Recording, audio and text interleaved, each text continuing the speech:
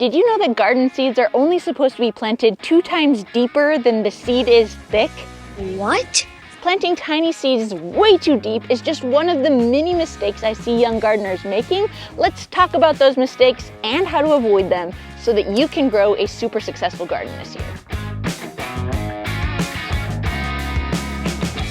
For many of us, the miseducation about how to properly grow plants from seeds started all the way back in preschool.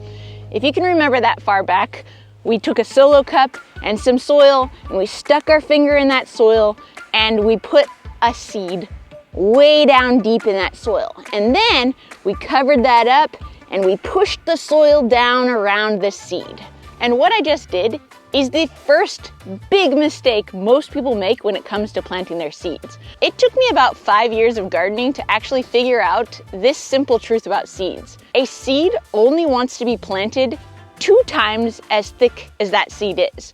Now with peas, they're bigger seeds, so we have a little bit more grace when it comes to putting them in the right place in the soil. But lettuce seeds? Man, these things are tiny. Talk about kale seeds, broccoli seeds, carrots, you can barely even see these things. And planting these and getting them to successfully grow can actually be super challenging, especially if we're going the way too deep method, because imagine how much it takes for this tiny little guy to make its way to the surface of the soil. I had kind of a big aha moment when thinking about how to better explain this last year while I was planting my grass seeds in my pasture for my cows.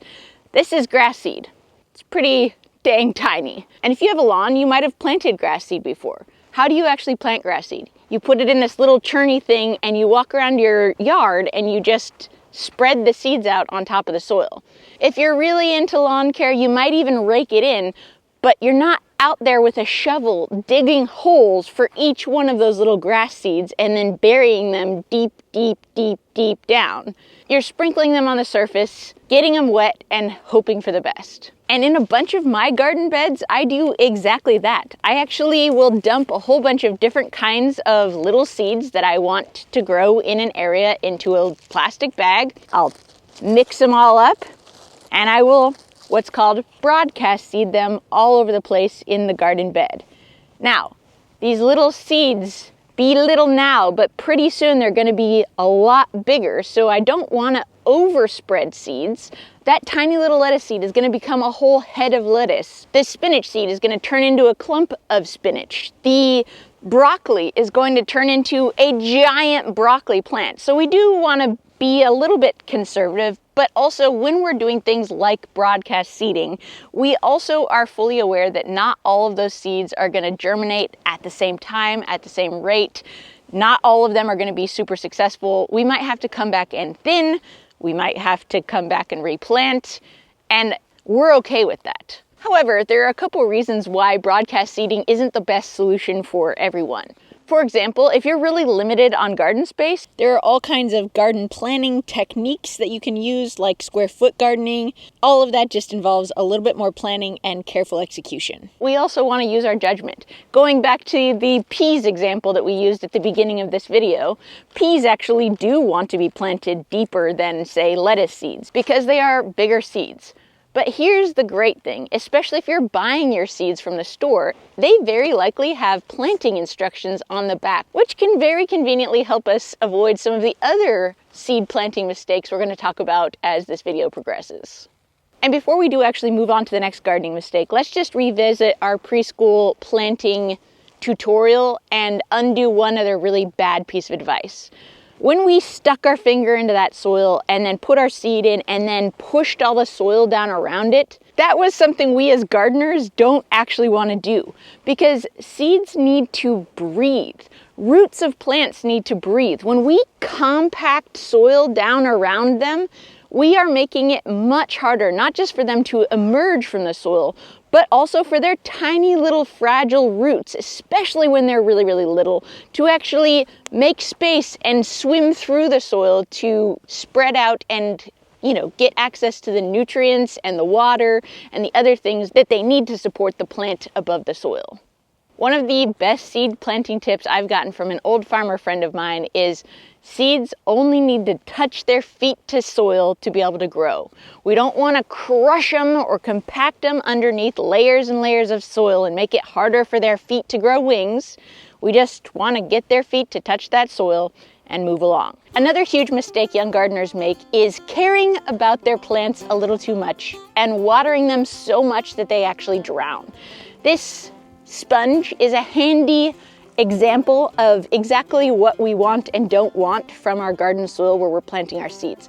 If we can grab a handful of our soil and squeeze it and a whole bunch of water comes out, we are definitely in danger of drowning our plants. Just like us, plants are not very good at breathing underwater. So yes, they do need water to survive, but the consistency of the soil that you're planting your seeds in should be about the same moistness as a moist sponge that doesn't have a whole ton of water stored in it. In places like Tennessee, that's actually super easy to accomplish, especially during the early spring because we get tons of rainfall naturally. So around here, we can really easily toss some seeds in the soil and expect the early spring rains to kind of take care of things and keep the soil naturally moist the way we need it to.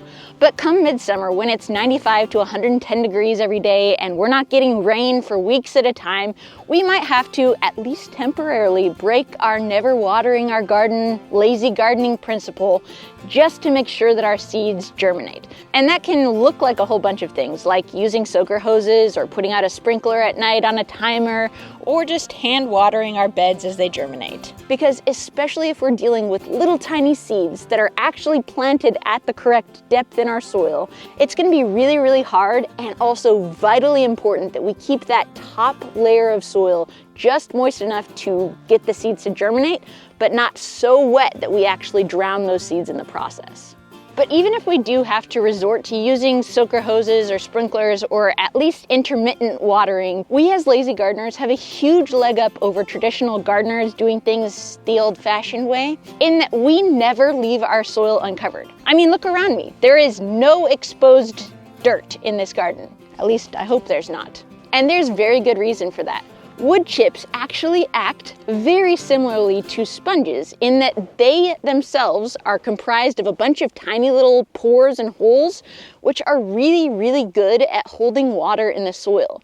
So if we make sure to keep our soil covered at all times, not only are we going to change the soil surface a different color, so it's no longer black and it's no longer going to be quite as hot and quite as prone to evaporation, we're also stopping that evaporation from even taking place by putting a lid on it. And furthermore, when it does actually rain or we give our garden a little sprinkle, these wood chips are going to act just like a sponge. They're going to soak up all the moisture that is available around them, and then they're going to slowly evaporate it over time, which is basically like having a little automatic watering system in our garden all the time, doing the Lord's work for us. Again, because we as lazy gardeners have a whole bunch of stuff that's a whole lot more exciting to do than daily garden chores.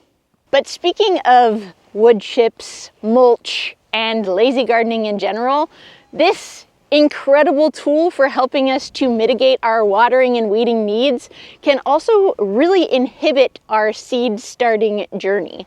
Wood chips are our secret weapon for not only holding the moisture that we need in the soil, but also creating the drainage that we need in our soil to make sure our plants don't drown. But they are not actually a great growing medium for tiny little baby seeds. If we just grab a random handful of the wood chips that are on top of my soil right here, well, some of these are quite large. How is a tiny baby seed going to actually move this wood chip out of its way if we plant a seed underneath it? It's not. This was actually a huge issue I faced when I was first learning the deep wood chip method, and figuring it out took a bit of experimentation. Lucy, what are you doing back there, girl? My pig is making it very known that she wants a snack. Should we give her one?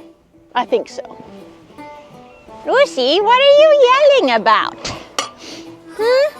Do you and the donkeys want some little garden treats, huh? Do you? Here you go, Lucy. Here. Hey, let Lucy have some, you little jerks. Hey, Lucy. Lucy. Hey, Lucy. You want some garden treats? Some chickweed? Some dead nettle? Oh, yeah. I talk a lot about mental health on this channel because I think it is so important to talk about the hard things that we as humans face. Because if you're wrestling with hard stuff, you are not alone, and I think it's dumb to pretend that any of us ever are. I discovered BetterHelp, the sponsor of today's video, 5 years ago when I was going through a massively tough time behind the scenes, and I needed someone to talk to about it. But BetterHelp gave me the opportunity to, from the convenience and comfort of my home, fill out a quick quiz. They paired me with a therapist and I was off to the races. Since then, my Monday night ritual has been to settle in with a cup of tea, my favorite blankie, and to talk about hard stuff with someone who actually knows what they're talking about. BetterHelp makes talking to a therapist easy. It's easy to take the online quiz that matches you with a therapist. If you and that therapist don't jive, you can very easily switch therapists. They offer group mentoring sessions for free as part of your subscription. You can change your schedule really easily within the app. You can message your therapist in between your appointments. There's no ambiguity about messing with insurance or who's available when. It's all just right there within the app, and my favorite part about it is you never have to leave the house. I like being a homebody. There's lots of things I love to not leave here. Check out BetterHelp. If you use the code AnnofAllTrades at checkout, you'll get 10% off of your first month of therapy. When talking about finding the right growing medium for our seeds, I found it's easiest to just grab a bag of potting soil to help illustrate exactly what I'm talking about.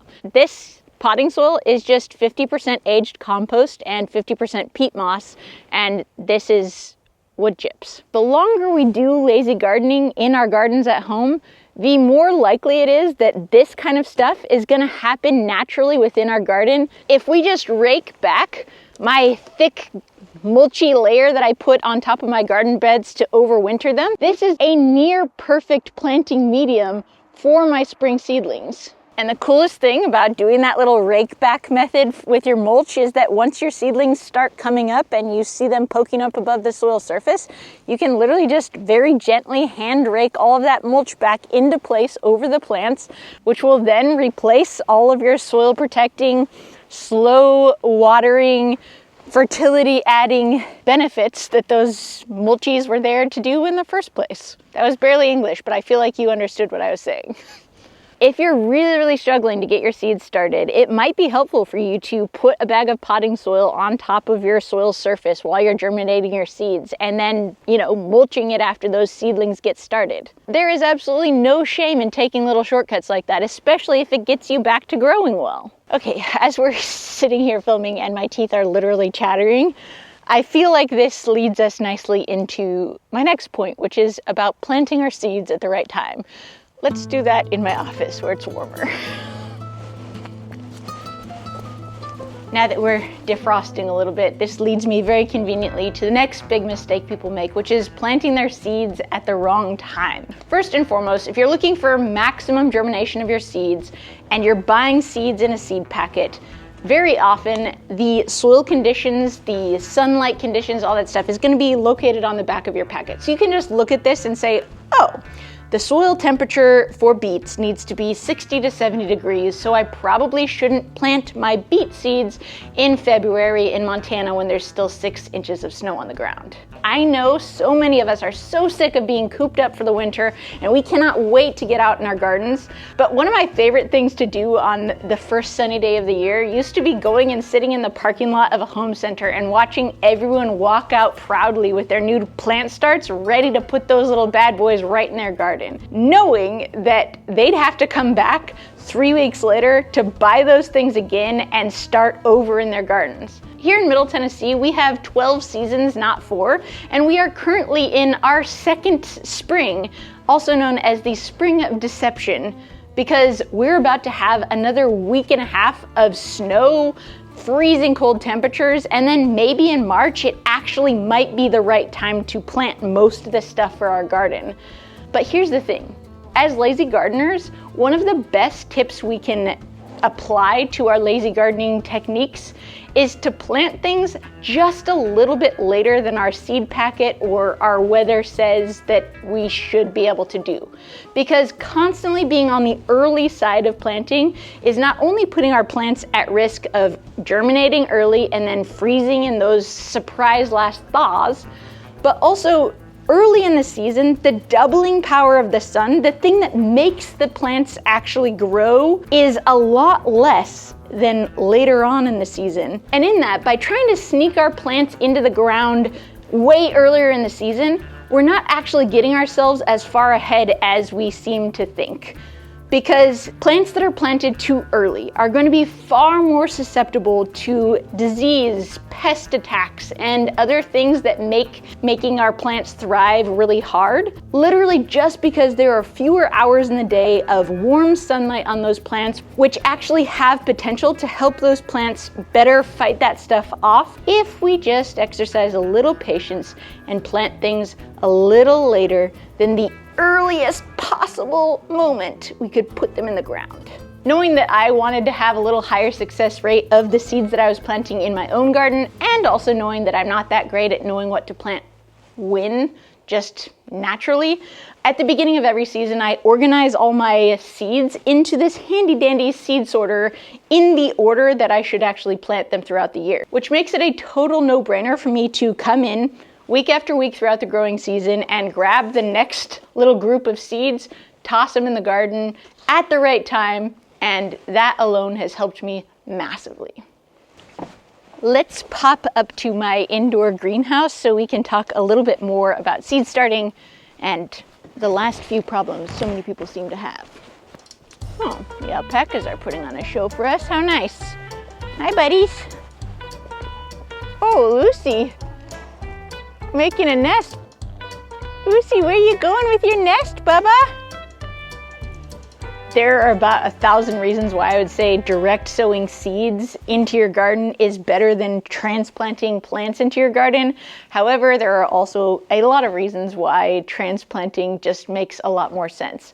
First, if you have a short growing season, you might need to start your plants inside. And for the same cost as buying a year's worth of garden starts, I made this really fancy, not that fancy setup, which makes starting seeds really, really easy. I got all this stuff from Bootstrap Farmer. Check out their website. It's a great resource for gardeners. Here in Middle Tennessee, we have a really long growing season, and knowing how much of a better start our longer season crops actually get when we start them in the soil, out in the garden, where they're going to be already established and adapted to the soil. They're not going to have transplant shock. I actually have a really different reason than most folks do for having an indoor growing setup like this. And that is that midsummer here in Tennessee, it is so much easier for me to control the moisture conditions and everything else I need to get my mid-season crops to actually germinate well and then transplant them out into the garden than dragging around soaker hoses and trying to manage such a big plot of seed germination ground in the middle of the summer heat. So that was actually my motivation to set this up rather than getting a really early start in my season like it might be for people in colder climates. However, a lot of the things that make this system so controllable are actually really easily repeatable out in the garden as well, especially if you're gardening on a smaller scale than we are. We're going to revisit our solo cup one last time here to really drive home the importance of soil moisture content. This cup has a plastic bottom, so it's not going to drain. A lot like hard clay soils or really, really compacted soils are going to not be very good at drainage. When you're getting ready to put your seed in a soil, a really helpful quick test to do is to just pour some water on the soil and see what happens. If your water sits on top of that soil for more than 10 to 20 seconds, you'll want to mix a little bit more organic matter into the planting medium so that that can help wick away some of that extra moisture. If you pour your water in and it just soaks right in, your soil's really, really thirsty and it might need a long drink before germination. So you could put your sprinkler hose on overnight to really saturate the soil. But in a dream world, you spritz it on, it soaks it up, and about 5 minutes later you can come back. You can feel that it's moist, but you can't squeeze any water out. What we absolutely don't want is soil that is hydrophobic, which means it's dried out too much and there's just no way for the soil to hold in moisture, or soil that is so poorly draining that it's just gonna keep the feet of your little plants wet all the time. And just like a human, when we have wet socks for too many days in a row, we start to get the sniffles. Before we leave, I'm going to give you some rapid fire last minute tips to help you along this process. Some seeds, especially your cold weather crops, like to be cold before you plant them. And we can artificially do this by a process called cold stratification, which is a very fancy way of saying you can take your cold weather loving crops and put those seed packets in the fridge for a week before you plant them, and that will increase your germination rate. I feel like this one might be too obvious to even need to say, but we're gonna say it anyway just in case. If you watched my Weeds Are Good video and you've let weeds take over in your garden for all the reasons we said that's a great thing to do, it's really important to remember that plants need a few things to be able to thrive. They need soil, moisture, access to sunlight, and the nutrients that they need to survive. And if they are competing with other things, it's going to be a lot harder for them to thrive. So if you have a very weedy garden and you're struggling to get your plants to thrive, maybe pull back some of those weeds or chop and drop or do whatever you can simply to reduce the competition and give them a better chance at thriving. One last super easy way to remove any possible variables when it comes to soil nutrition, especially if you're doing your own composting and potting soil mix, is to do a soil test. Redman Homesteader has a super affordable, super easy to perform soil test that will give you all of the information you need to make sure that your soil has everything that your plants actually need to be able to not just survive, but to truly thrive. I think the most important thing to remember as you're getting growing this season is that experimentation is the absolute best way to learn things. Try some stuff, fail a couple times, and remember not to think of failure as failure, but as an opportunity to figure out what didn't work this time so you can try something else next time. It's just gardening, friends, and it's supposed to be fun. And our ancestors did a really great job at growing everything they ate without the internet or a bunch of fancy tips or tricks. Have fun this year. Holy cow, it's cold. I'll see you in the next video. Cheers!